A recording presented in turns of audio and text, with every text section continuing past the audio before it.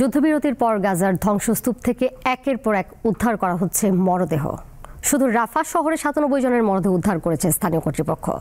যুদ্ধবিরতির পর বাসিন্দারা গাজায় ফিরতে শুরু করলেও প্রয়োজনীয় খাদ্য, চিকিৎসা ও ত্রাণের সংকট কাটেনি। কোনো একটি ভবনের অস্তিত্ব বোঝার উপায় নেই। দুই পাশে ধ্বংসস্তূপের মাঝ দিয়ে হাঁটছেন গাজার ফিলিস্তিনিরা। যুদ্ধবিরতি কার্যকরের দ্বিতীয় দিনেও বাড়ি ফেরা মানুষের ঢল গাজার শহরগুলোতে। ধ্বংসস্তূপের উপর দাঁড়িয়ে বাঁধভাঙা উচ্ছ্বাস তাদের।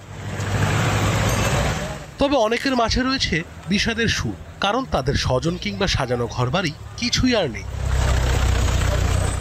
জাতিসংঘের রিপোর্ট বলছে গাজায় ৯২% বাড়ি ক্ষতিগ্রস্ত হয়েছে, যার মধ্যে ১,৬০,০০০ বাড়ি পুরোপুরি ধ্বংস এবং ২,৭৬,০০০ বাড়ি আংশিক ক্ষতিগ্রস্ত হয়েছে। এদিকে গাজায় ধ্বংসস্তূপের নিচ থেকে একের পর এক বেরিয়ে আসছে মরদেহ। রোববার যুদ্ধবিরতি কার্যকরের পর থেকে এ পর্যন্ত ৯৭ ফিলিস্তিনির মরদেহ উদ্ধার হয়েছে রাফা শহর থেকে। গাজার বেসামরিক প্রতিরক্ষা সংস্থার মতে গাজায় ধ্বংসস্তূপের নিচে অন্তত ১০,০০০ মরদেহ চাপা পড়ে আছে।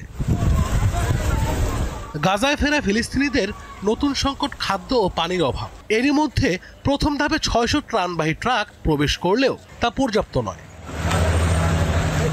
অপরদিকে চুক্তির অংশ হিসেবে গাজার রাফা শহর থেকে সামরিক উপস্থিতি সরিয়ে নেওয়ার প্রক্রিয়া শুরু করেছে ইসরায়েল। যুদ্ধবিরতির শর্ত হিসেবে প্রথম দিন ৯০ ফিলিস্তিনিকে মুক্তি দিয়েছে ইসরায়েল। পশ্চিম তীরের রামাল্লায় ফিলিস্তিনিদের সাথে ইসরায়েলি সেনাদের সংঘর্ষ হয়েছে। আশরাফ শুভ, দীপ্ত বার্তা কক্ষ।